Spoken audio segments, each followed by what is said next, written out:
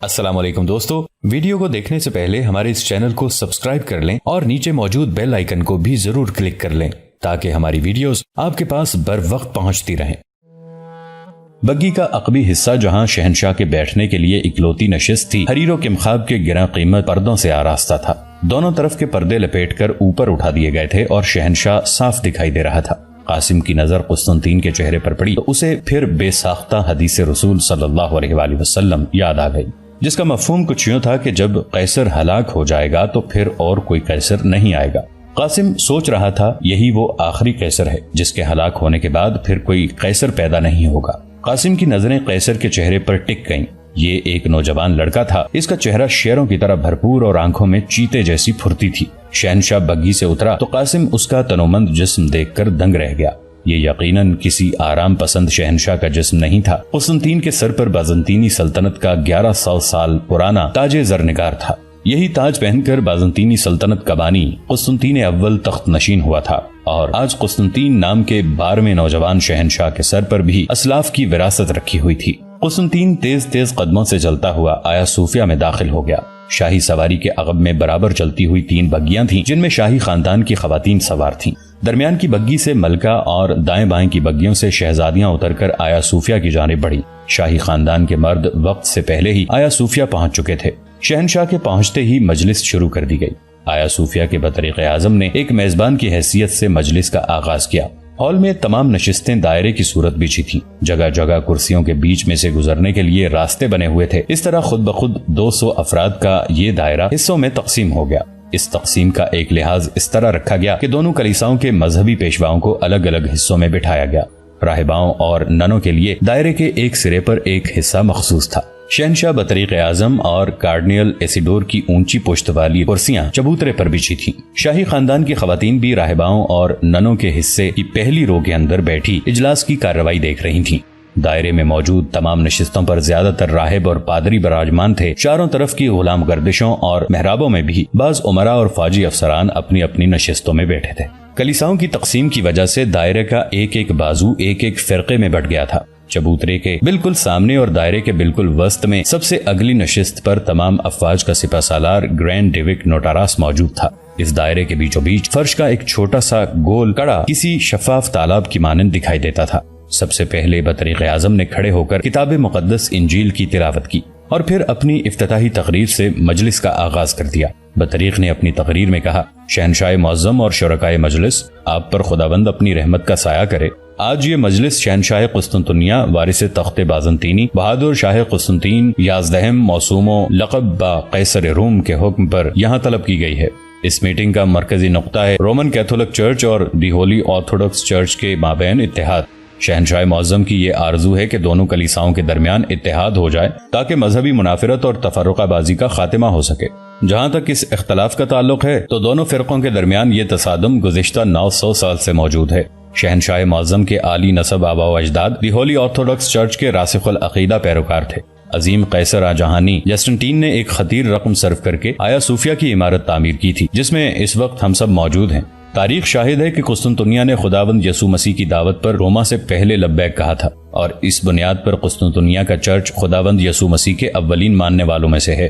تاریخ اس بات کی بھی شاہد ہے کہ 11ویں صدی کی صلیبی جنگوں میں قسطنطنیہ نے اپنے لاکھوں مجاہد شہید کروا کے اپنے سچے عیسائی ہونے کا ثبوت دیا ہے۔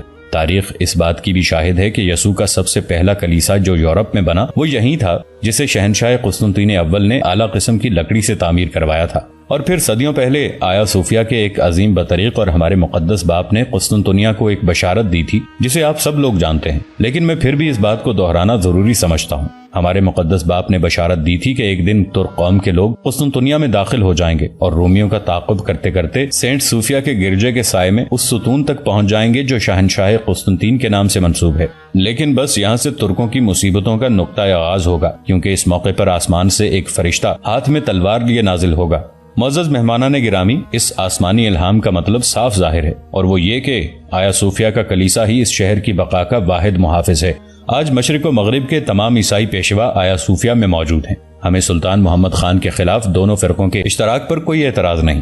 ہمیں خوشی ہے کہ اگر ہمارے قدیم بھائی اہل روما بدعت کو ترک کر کے ہمارے ساتھ مل جائیں، دی ہولی آرتھوڈاکس چرچ حقیقی عیسائیت کا نمائندہ ہے۔ اس کے علاوہ میں شہنشاہ کی خدمت میں اس میٹنگ کے آغاز پر ہی یہ درخواست کروں گا کہ اجلاس کی صدارت باقاعدہ اعلان فرماتے ہوئے یونانی کلیسا اور آیا صوفیہ کی حرمت اور تقدس کو بھی اپنی مبارک نظروں سے اوجھل نہ ہونے دیں۔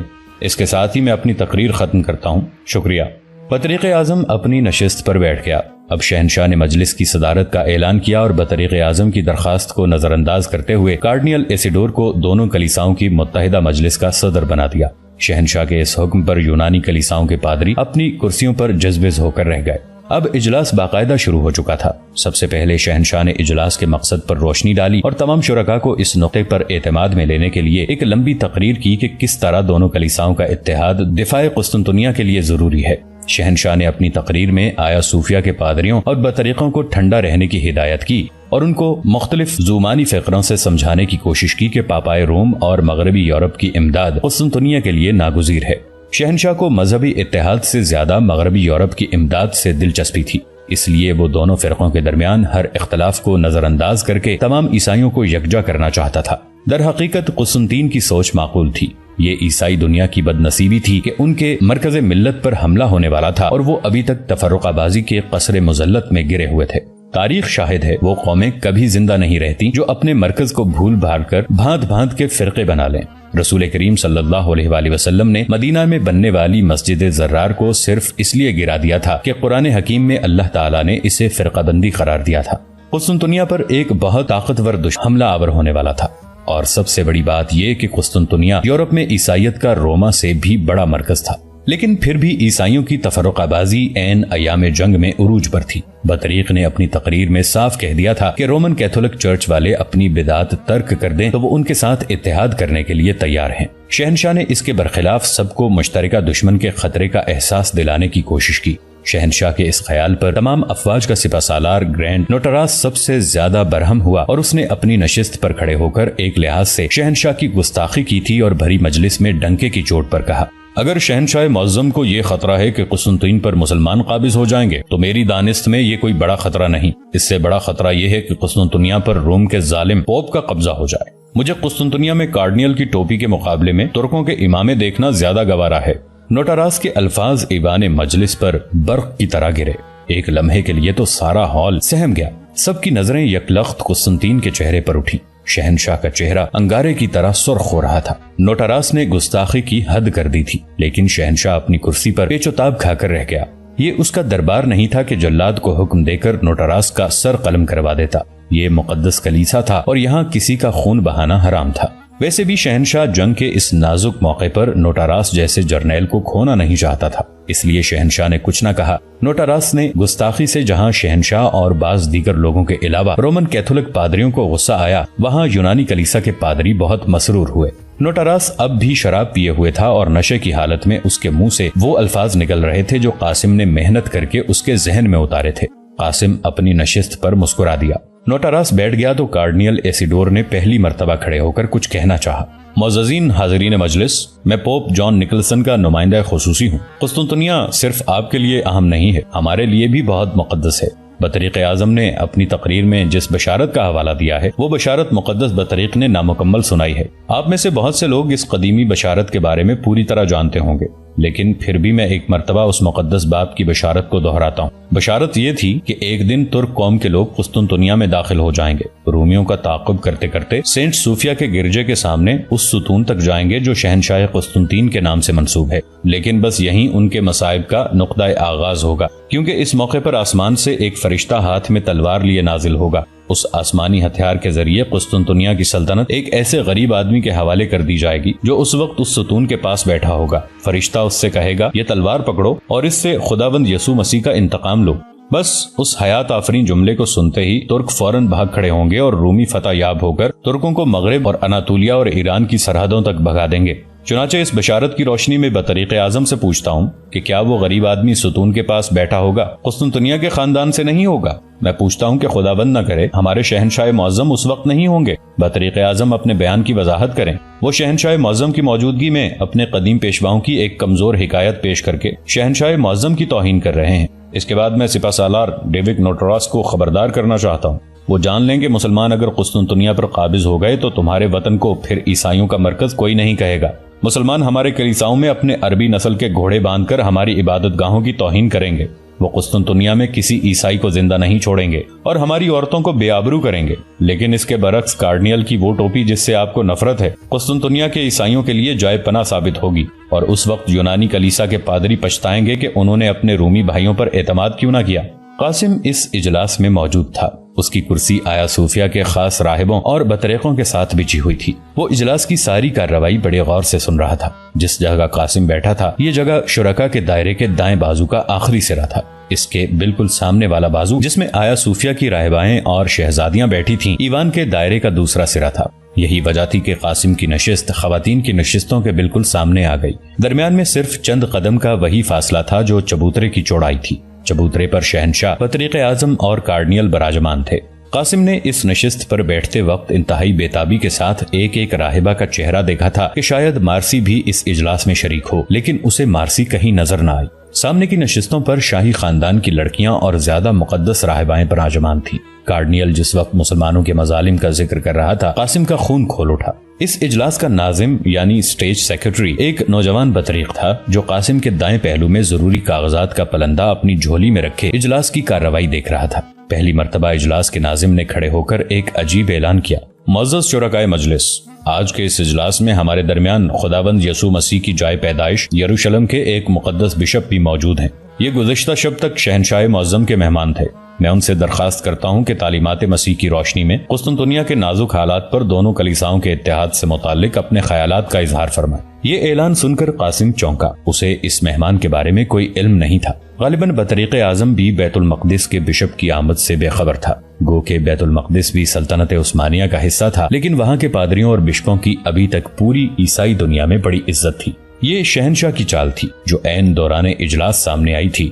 بیت المقدس کے مقدس بشپ نے اٹھ کر دونوں کلیساؤں کے اتحاد پر ایک پراثر تقریر کی۔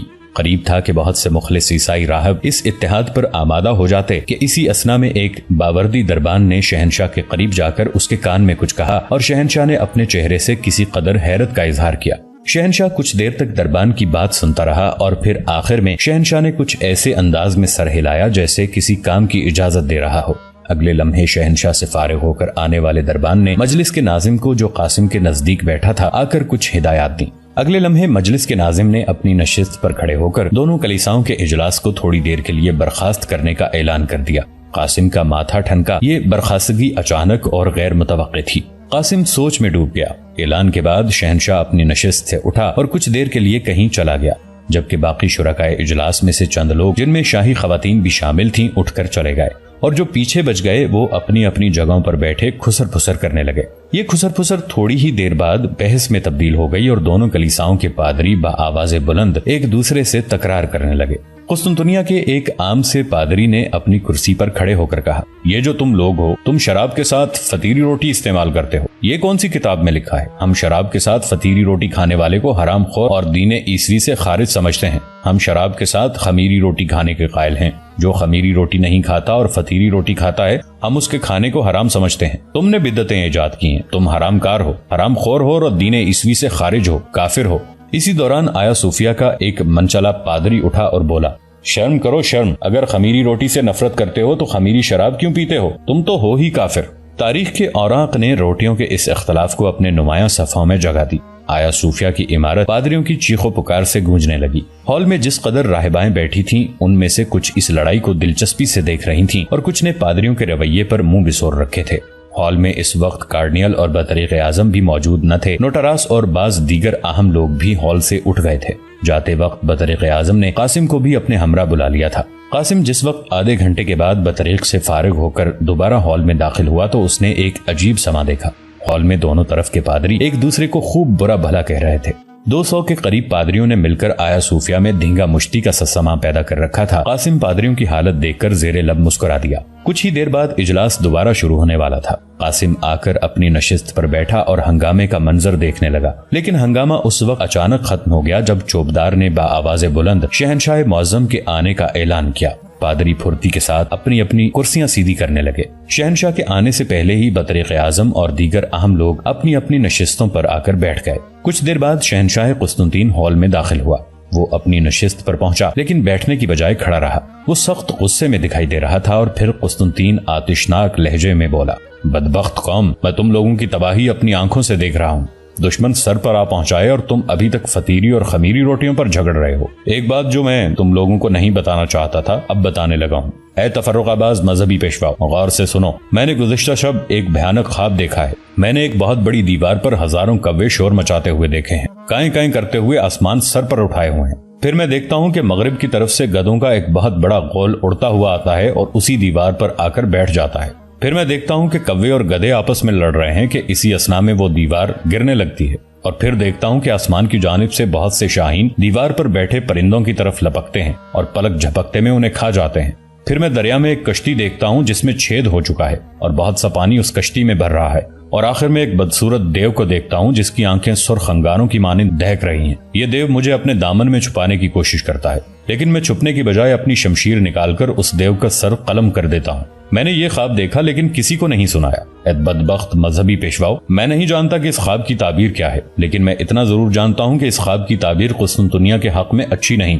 میں تمہیں آخری بار نصیحت کرتا ہوں کہ تم لوگ متحد ہو جاؤ، ورنہ مسلمان تمہارا نام و نشان مٹا دیں گے۔ قسطنطین کی تقریر جوشیلی اور زوردار تھی۔ تمام حاضرین پر سناٹا چھا گیا۔ پھر کچھ دیر بعد آیا صوفیہ کی ایک بوڑھی راہبہ نے اٹھ کر بات کرنے کی اجازت چاہی اور پھر کہنے لگی، شہنشاہ معظم، اس خواب کو نظر انداز کر دینا دانش مندی نہیں۔ سب سے پہلے اس خواب کی صحیح تعبیر حاصل کی جائے تاکہ اس کی روشنی میں قسطنطنیہ کے لیے آئندہ کا لاہ عمل تیار کیا جا سکے۔ بوڑھا فادر بروس بھی راہبہ کی ہاں میں ہاں ملانے کے لیے اٹھا، اور بھی کئی لوگوں نے شہنشاہ کو یہ مشورہ دیا کہ پہلے اس اہم خواب کی تعبیر کسی سے پوچھی جائے۔ شہنشاہ نے لوگوں کے کہنے پر بطریق اعظم اور کارڈینل کو تعبیر بتانے کے لیے کہا، لیکن وہ دونوں بغلیں جھانکنے لگے۔ اسی اثنا میں ایک نوجوان راہبہ نے بات کرنے کی اجازت چاہی اور عرض کی، شہنشاہ معظم، خوابوں کی تعبیر بتانے کے سلسلے میں آیا صوفیہ میں صرف ایک ہی ہستی معتبر ہے، اور وہ ہے عبادت گزار سسٹر میری۔ بہتر ہوگا کہ سسٹر میری کو اجلاس میں بلوا لیا جائے اور اس خواب کی تعبیر دریافت کی جائے۔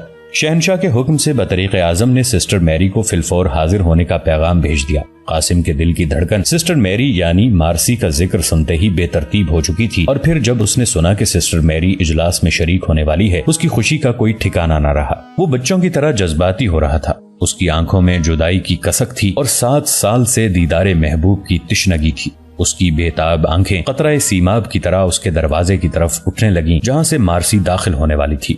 چرچ کے ہال میں موجود ہر شخص تجسس کے مارے اسی جانب دیکھ رہا تھا۔ شہنشاہ کو بھی بے تابی کے ساتھ اپنے خواب کی تعبیر کا انتظار تھا، اور پھر وہ لمحہ بھی آ گیا جب مارسی ہال میں داخل ہوئی۔ قاسم کی نظر اس سفید پری پر پڑی تو وہ اپنی جگہ پتھر کا ہو گیا۔ مارسی قدم قدم چلتی ہوئی راہباؤں کی نشستوں کی جانب بڑھی۔ پہلی قطار ہی میں اس کے لیے ایک کرسی خالی کر دی گئی۔ وہ اپنی نشست پر پہنچ کر ایک مرتبہ شہنشاہ اور ایک مرتبہ حاضرین مجلس کے سامنے احتراماً ذرا سا جھکی اور بیٹھ گئی۔ شہنشاہ نے مارسی کو مخاطب کیا، سسٹر میری، کیا آپ کو دونوں کلیساؤں کی مشترکہ مجلس میں شمولیت کی دعوت نہیں دی گئی؟ آپ آیا صوفیہ کی ایک پرانی راہبہ ہیں، آپ کو آج ہماری مجلس سے غیر حاضر نہیں رہنا چاہیے تھا۔ قسطنطین کے سوال پر مارسی نے اطمینان کے ساتھ جواب دیا، شہنشاہ معظم، یہ اختلافی نوعیت کی مجلس سے نمٹانے کے لیے ہمارے بشپ اور بطریق ہی کافی ہیں۔